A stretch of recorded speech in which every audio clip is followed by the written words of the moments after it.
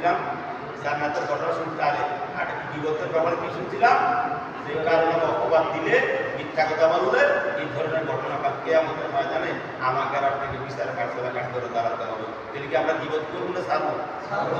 রাজিয়েছি ইনশাল্লাহ।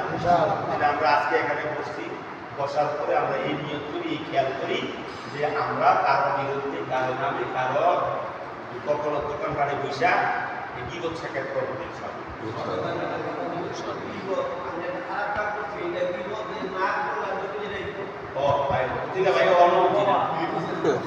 আবার বলি বিগত কারা করে আক্তার ভাই অনলাইনে করছে এটা আলোচনা করার নাম বিগত। ওনার পিছনে আর উনি করে নাই, এটা করে নাই, আপনি করেন নাই, আমরা ভাই বলছি কামটা করছে, এটার নাম অপবাদ। এটা আসছে 1000 গুণ বেশি অপবাদ। তাহলে বড় কোনটা অপবাদ, তোহমত যেটাকে অপবাদ দেওয়া, তোহমত দেওয়া। তাহলে আমরা এগুলো ছেড়ে দেবো ইনশাআল্লাহ। কাজ করছে একটা কইরা ঘুরে আরেকটা, তাইলে গীবত করা যায়, কিছু মানুষের গীবত করা যায়। কোনটা? ওই যে বেদাতিরে বেদাতি করে, বুঝতে না? সূরা চুরি করে তারটা মন্ত্রী বানাইলে মানুষ সতর্ক করবে। কিন্তু সতর্ক করার জন্য সূরা চুরি করে এই কোনো সূরার অভ্যাস আছে তা উঠে তো এই কথা বলা যায়। এটা বড় গোষ্ঠী বলতো যে হুজুরে উল্টাপাল্টা হুতুয়া দেয়, কোন উল্টাপাল্টা কি দেয়? শিরকের হুতুয়া দেয়। যেমন নামাজের বিরুদ্ধে আমাদের অনেক কথা আছে না, এই কথাগুলো প্রচার করা লাগবে। এটা কি বলতাম কথা বলছেন কিনা? যে হুজুরে কি কর শরীয়ত বিরোধী কথা বলে, ইসলামের বিরুদ্ধে কথা বলে, বেদাত নিয়ে অনেক প্রকাশ্যে কথা বলে, এইগুলো প্রতিবাদ করার খেলে আপনাদেরকে সতর্ক করার জন্য, আমাদেরকে সতর্ক করার জন্য এই নামে কি করা যাবে? গীবত বলা, গীবত বলা যাবে। সূরের বিরুদ্ধে গীবত বন্ধ করে সতর্ক করবে, কি লেখা? সতর্ক করবে, এই ভাই বুঝতে কেন এই তাকে দিয়ে অভ্যাস কথাটা বুঝছেন না? এই ধরনের ব্যক্তিবর্গ থেকে বাঁচার জন্য আমাদের কি করা লাগবে? গীবত করা যাবে। আল্লাহ রাব্বুল আলামিন আমাদের সবাইকে তৌফিক দেন বলে আমি এই আমরা রাহমাতুল্লাহ আলাইহি ওনার জামানায় তাবিঈন জামানা কি যায় তার জামানা তাবিঈন জামানা বলেন গীবত করার মানে কি? বড় ভাইয়ের খাওয়ার চেয়ে কি নির্দিষ্ট অপছন্দনীয়। এটা কার কথা? আল্লাহর কথা। এখন রাসূল পাক সাল্লাল্লাহু আলাইহি ওয়াসাল্লাম তো বলি করেছে, তার পেটে কি বেরিয়েছে? সারাদিন রয়েছে বলতে পেটে কিন্তু আছে, তার কি আর আমরা মতো ঘোরা পিঠার করে খানা খাইছে? তারা দিয়ে সম্ভব না, আর কাকে গায়ে খাইছে বাইরে কি পুজ এবং রক্ত বেরিয়েছে। এখন এগুলো কি বেরলো? রাসূল পাক সাল্লাল্লাহু আলাইহি ওয়াসাল্লাম বলতেছেন, জিজ্ঞাসা করো লোকেরা, মহিলারা দুজন কি করছে? অপর মহিলার গীবত করছে। কি করছে?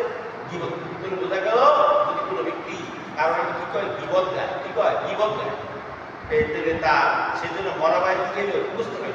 রাসূল পাক সাল্লাল্লাহু আলাইহি ওয়াসাল্লাম বলেন, আল্লাহ রাব্বুল আলামিন জান্নাতকে যখন বানাইলেন, জান্নাতকে বললেন কথা বলো, কারে কয় কথা বলো, কথা জান্নাতকে বলেন কথা বলো। জান্নাতকে আল্লাহ কি বলবো? তুমি বলো তুমি যে জান্নাত হইলা, তুমি যে সুন্নত জান্নাত হইলা, তুমি শুকরিয়া জ্ঞাপন করো। এখন সে নিজে শুকরিয়া জ্ঞাপন করলো, শুকরিয়া জ্ঞাপন করার পরে বলতেছে, আয় আল্লাহ আমি কি সামনে কিছু বলবো? বলো। কারে কথা বলতো?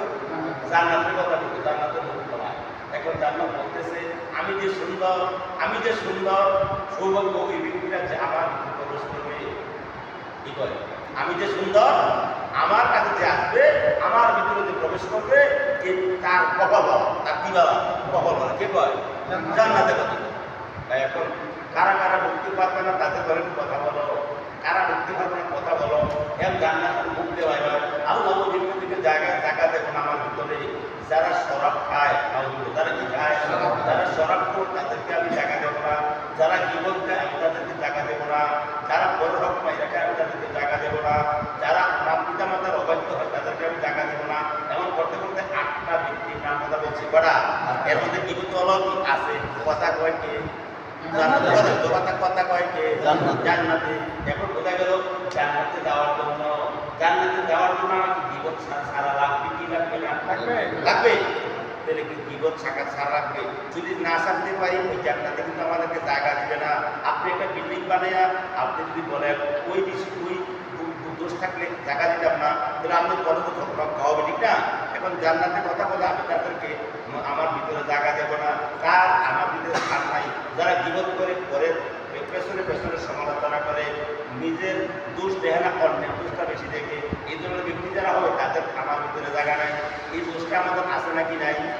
জান্নাত যদি এই কথা বলে তাহলে বোঝা যাবে যত নামাজ পড়ি রোজা রাখি হজ করে টাকা দিয়ে কাজ হবে না, ঠিক না? গিবত কি না? এটা কথা বলে কি এবং বাদ, এটা খুব মজা নাকি কি এবং বাদ, আসলে কথা এখানে কথা লিখুন, এটা একটা ব্যঙ্গচিত্র কথাই বলছি। গিবত মানে পেছনে কারা সমালোচনা করা কি গিবত? বাংলা ভাষা পেছনে কারা সমালোচনা করা, এটা দোষ করছে, বিলাল এটা দোষ করছে, অনুনি নাই, তার সম্পর্কে আলোচনা করে, এটা কি গিবত?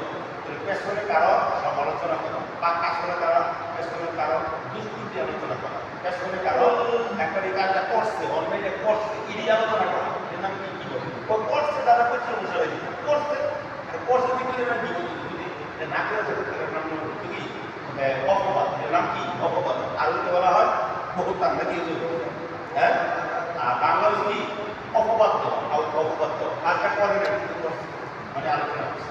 বিভিন্ন কষ্ট করে আমরা গিবত থেকে বাঁচবো, তার ব্যাপারে বলা হয়েছে গিবত আসার দিনে জিনা আলহামদুলিল্লাহ। গিবত করা মানুষের বেবিচার করার চেয়ে বেশি খারাপ। কোন গিবত করা কি বেবিচার করার চেয়ে আর বেশি খারাপ? বলো হুজুর এটা কেমন কথা? বেবিচার খারাপ কেন? খারাপ কি জন্য বলা যে গিবত মানে তার যে গিবত করলেন তার মানে